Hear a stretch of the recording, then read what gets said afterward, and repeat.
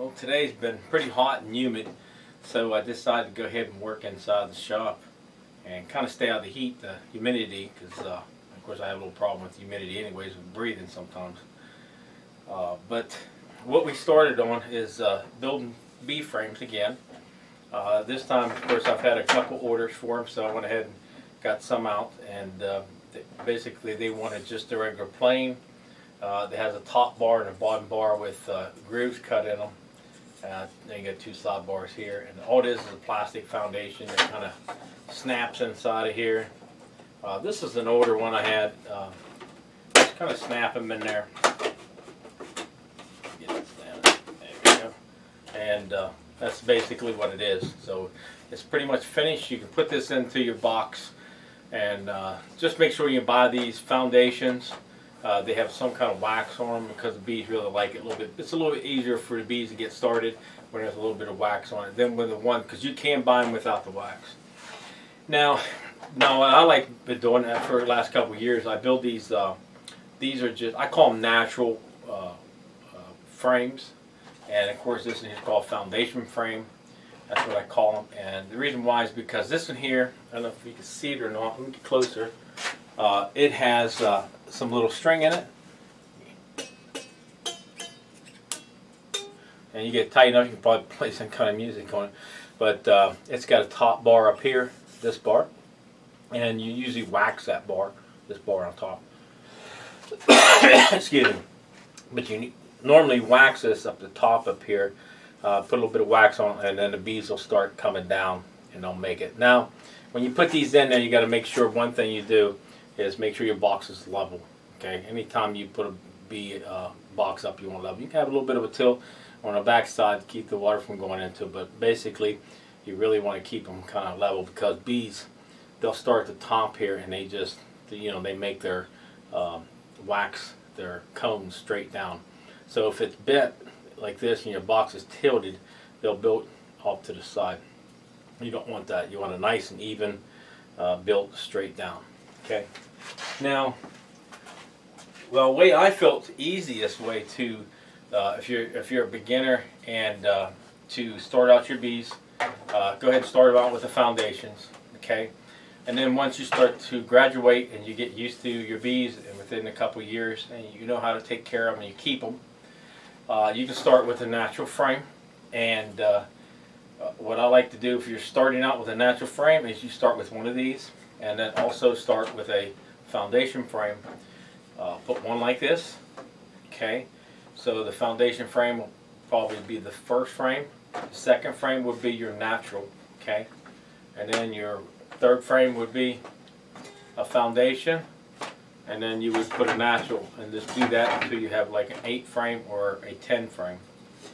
Okay, that way what it does is when this frame's back here, it allows the bees to guide by using the back frame. It allows them to a guide to build the cones for the wax. It gives them like a direction to go into, and being at level, they're going to build straight down. I've seen some really nice foundations that bees make, and one thing nice about the wax, kids like to eat it, chew it, whatever, and you can use it for different things. Of course, you can use it when you redo these.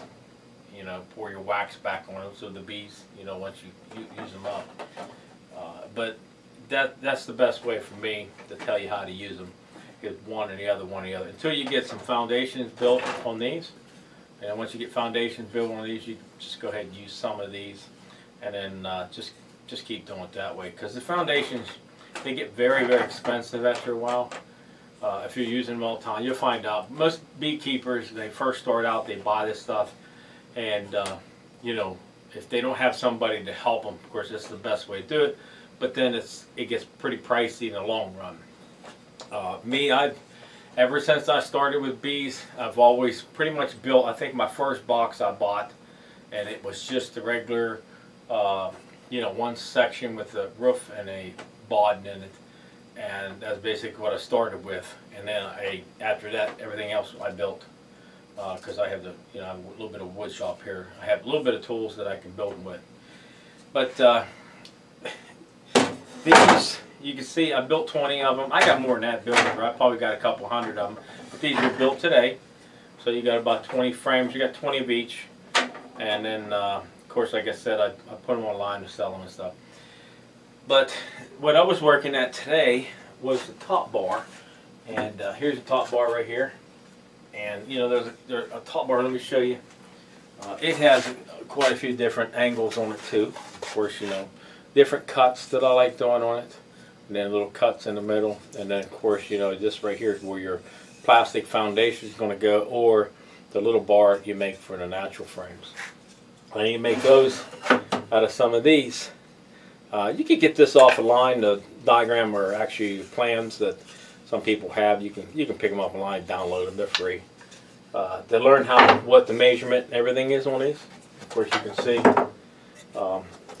you have to make the sidebars, so you need to make sure you got the right tools and stuff for it. And of course, there's a little, I don't know if you can see it or not, but let me see if you can see on this side.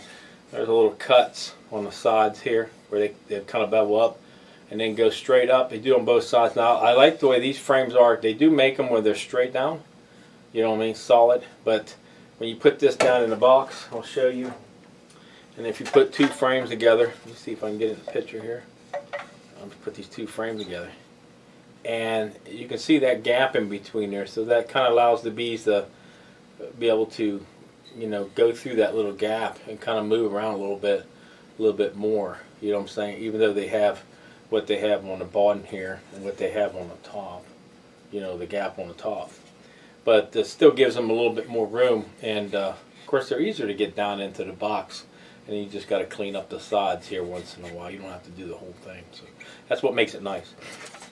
But I'll show you what I do, you know, with this piece here. And then I'm going to just kind of cut these little pieces. And I used to do these on well, actually it was on the miter saw. And being that cut is so close right there, you know, when you use a miter saw, you just pulling it up and down, pulling it up and down, pulling it up and down. So I'll show you a different way. I've been kind of making the little corners, and I'll eventually make these parts here, the little cut end pieces that I like to make, because it kind of helps set that frame down inside just a little bit, kind of, you know, when it sets down in the box, it kind of just sets there like this. So I'll show you here on this. Okay, what I have is a piece here, and then this was the piece here I cut the last time. But I made this little, I just took a piece of wood and cut an angle on it. And made it a lot easier to use the sander. Now, this is an old piece of sandpaper.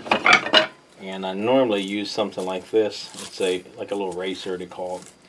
It cleans the sandpaper off a little bit. I'm just going to go ahead and keep using this sandpaper until I finish up what I'm doing here. And I'll show you how I do those. Let me get I got a piece of wood here. And we're going to turn on the vacuum, suck it up.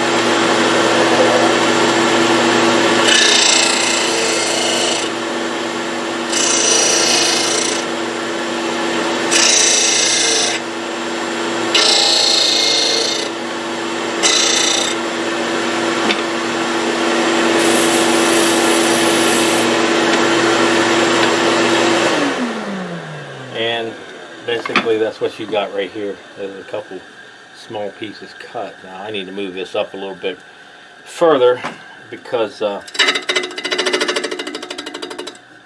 kind of stop. But I need to go ahead and bring this up a little bit further, get it away from that piece where it's burnt right there, and go ahead and just use up to, come up close to the center here, so I can go ahead and use this piece of sandpaper up. But it's kind of old now. It's don't have much on it, but basically how I'm doing every one of them, it's just like this here. And then like I said, they're going to be cut.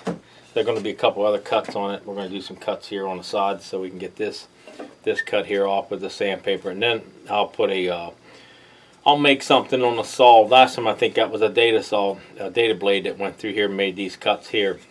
And then this took the bigger blade, you know, because I have that, the other saw blade's a little bit bigger, a little bit thicker, and it made these cuts here out of one cut. But I'll show you how to do that sometime when I get ready to do the cuts. So, all right, that's it for today. Please subscribe to the channel, and thanks for watching. Have a great day.